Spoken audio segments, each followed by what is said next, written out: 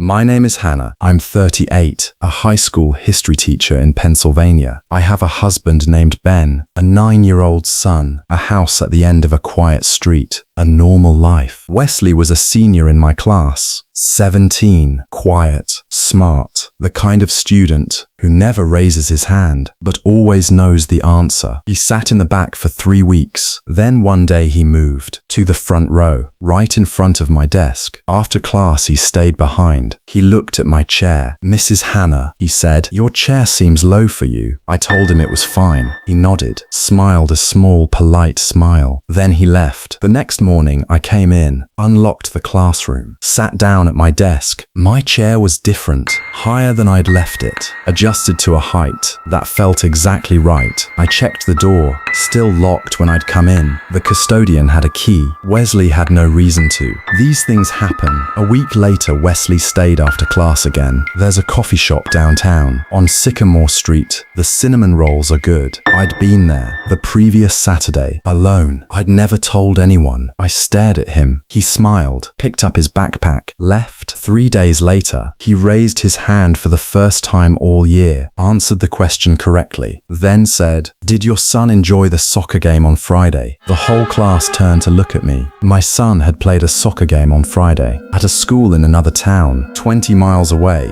I had never mentioned my son in any way that gave his name or age, not in 14 years. I went to the principal that afternoon, a man named Doug. I told him about the chair, the coffee shop, the soccer game. Doug listened, then asked if Wesley had threatened me. No. Touched me? No. Made any inappropriate comment? No. It sounded crazy out loud. Doug said he'd talked to Wesley and his father, but I could tell he thought I was overreacting. 2 days later, I came into my classroom early, sat down. There was a folded piece of paper under my keyboard. I opened it. 8 words written in pencil. Neat handwriting, almost too neat. "The blue dress looks better than the grey one." That morning at home, I had stood in front of my bedroom mirror, holding 2 dresses up against my body. Blue or grey? I'd picked the blue. Nobody had been in the room with me. The bedroom mirror is across from the window. The window faces our backyard, trees beyond the fence. I always close the curtains at night, always. That evening I came home to find dinner on the table. A plate of pasta, a glass of wine, set out for Ben. 1 bite of pasta was missing, a neat fork mark where someone had taken a single bite, then put the fork down and walked away. I texted Ben, "You couldn't wait?" He wrote back, "Wait for what?" He was still at work. He hadn't been home. He'd left at 7 that morning. The food was warm, maybe an hour on the table. Someone had been in our house. The police came, walked through every room, nothing missing, no forced entry, doors locked, windows locked. They asked who had a key. Just me. Ben, that was it. We changed the locks the next day. The next afternoon, when I sat down at my desk to grade papers, I opened my drawer for a red pen. There was a photograph inside, a little girl, maybe 5 years old, pigtails, a floral dress, standing in front of a brick wall. I picked it up, turned it over. On the back in faded pencil was written 1 word, Hannah. It was me at 5 years old, a photograph that shouldn't exist anymore. My grandmother's albums had been lost when she died years ago, and Wesley had it. That night, Ben installed cameras on the front porch and the back of the house. For 4 nights, nothing. On the 5th night, we caught something.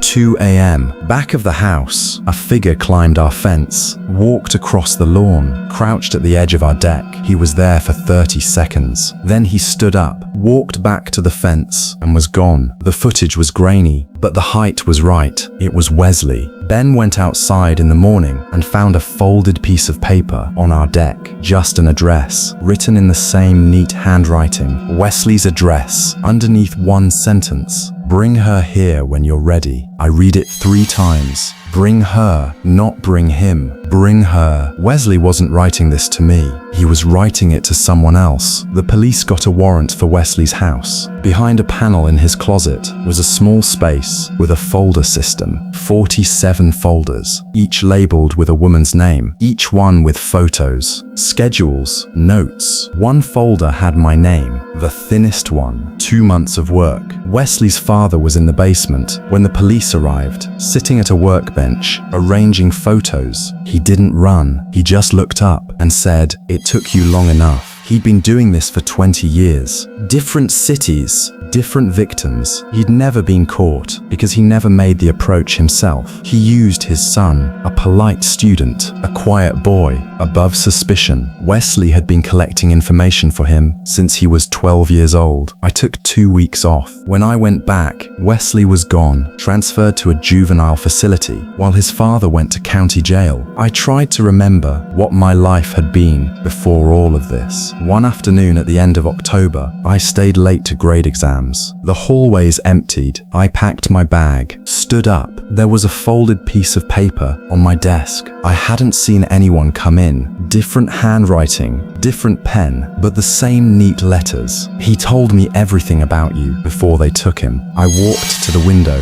looked out at the parking lot. A car was idling at the far end of the lot. An older sedan, engine running, headlights off. A man was standing next to it, watching my classroom window. He raised his hand, a slow, polite wave. Then he got in the car and drove away. I didn't recognize him. Wesley wasn't watching me. He was reporting on me, and his replacement is already in my classroom.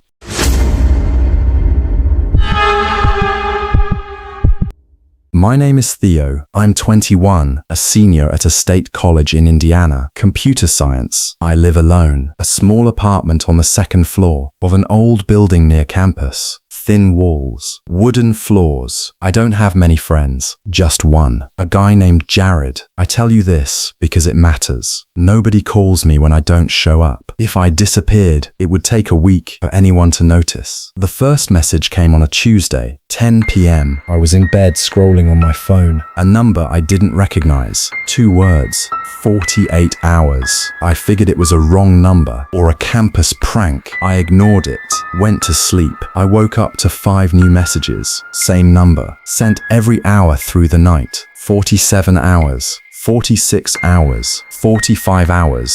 44 hours, 43 hours, a countdown. I rolled my eyes, blocked the number, went to class. That afternoon, a new number sent me a message. "I see you blocked me, Theo." It used my name. 40 hours. I felt my stomach drop. I blocked it. 20 minutes later, another number. "You eat the same cereal every morning. Cinnamon Toast Crunch." I looked at my kitchen counter. A box of Cinnamon Toast Crunch. I'd never told anyone what I ate. Not anywhere. My hands were shaking. The next message came an hour later. 39 hours. "Your professor's class ends at 3:30. You always sit in the back row. Last seat against the wall." True. Every part of it. The next hour. 38 hours. "You bought gas yesterday. $42. You used the third pump." I had. The messages kept coming. Hourly. Each one with a new detail. What time I went to bed. What time I left in the morning. The path I walked to class. I went to the police on Wednesday. The officer scrolled through them. "This is harassment. We can file a report, but these numbers are likely prepaid SIMs. We can't trace them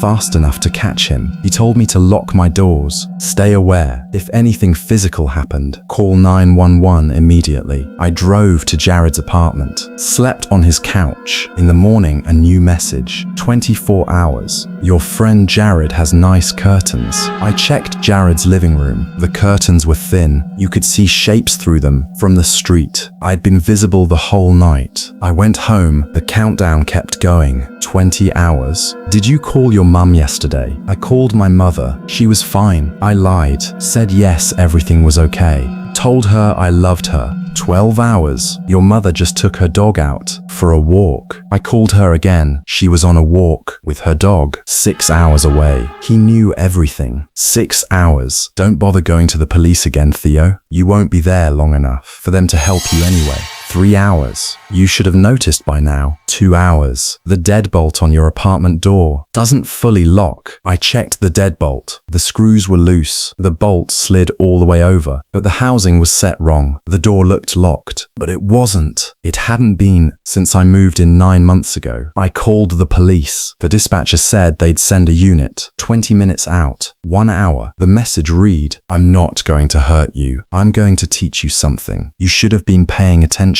Then nothing. I sat on my bed, watched the clock on my phone. At 10 p.m. exactly, I heard 3 slow knocks on my front door. I didn't move. 3 more knocks, then nothing. I heard the deadbolt try to turn from the outside, heard it click open because the bolt was loose. Then I heard the door handle. I ran into the bathroom, locked it, sat on the floor with my phone in my hand, and waited. Police arrived 10 minutes later. I heard them banging on my door. "Police, open up!" I came out of the bathroom slowly, walked to the door, opened it. 2 officers stepped inside. They cleared the apartment. The apartment was empty, nothing taken, nothing moved. But on my bed was a cheap prepaid phone. Open. The text app pulled up. The last messages I'd received had been sent from inside my apartment. The officer looked at me. "He was in here, son, recently. While I'd been on the phone with police, while I'd been sitting on the bed, he'd been here." The officers were taking my statement when there was a knock on the door frame. A woman from across the hall, mid-60s, wearing a robe. "Is everything okay?" I heard the police come up. The officer nodded. "Just routine, ma'am." She looked at me, then at the officer. "Did your friend leave already? The one in the grey hoodie? I saw him in the hallway about 10 minutes ago. He was waiting for the elevator." The room went still. I said, "What friend?" She frowned. "The young man who's been visiting you. He comes by a few times a week." I assumed he was a classmate. "I don't bring people to my apartment. Jared has never been here. Nobody has." The officer pulled out a notepad. "How long has this been going on, ma'am?" She thought about it. "At least 2 weeks, maybe a month. I see him in the elevator sometimes. He always says hello."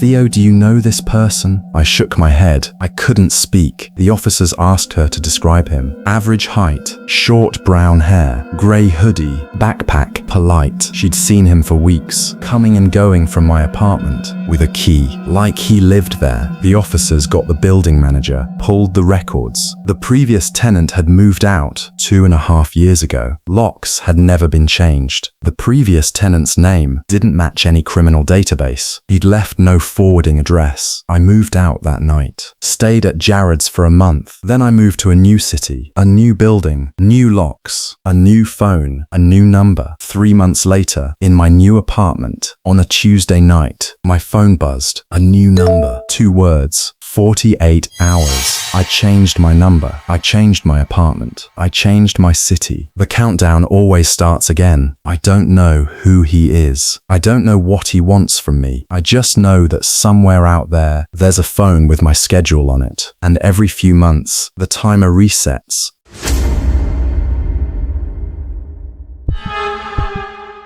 My name is Margot. I'm 34, a legal consultant in Chicago. It was my birthday last May, the first one since my father died. I hadn't wanted to celebrate, but 3 of my friends insisted. Sienna, Talia, and Drew. Drew picked the restaurant, a French place in River North, the kind of place where the menu doesn't have prices. I wore a red dress, heels, lipstick. I tried. We got there at 7:30. The restaurant was full. Soft music, conversation hum, the clink of silverware on china, warm light. We ordered champagne. My friends made me laugh. For the first time in months, it felt like coming back. Around 9, I excused myself to use the restroom. The bathroom was at the back of the restaurant. Marble floors, gold fixtures. Empty when I walked in. I went into the 3rd stall, closed the door, locked it. A few seconds later, I heard the bathroom door open. I heard footsteps on the marble, slow, even, approaching the stalls. The stall next to mine opened, closed. The lock clicked. I looked down. Through the gap under the divider, I saw the shoes of whoever had come in. Men's shoes. Black leather, polished, pointed slightly toward me. I froze. Maybe he was confused. Drunk, but he didn't say anything. He didn't apologize. He didn't leave. He just sat there in the next stall, silent for a full minute. I didn't move. I didn't breathe. He didn't either. I had to do something. I stood up, adjusted my dress,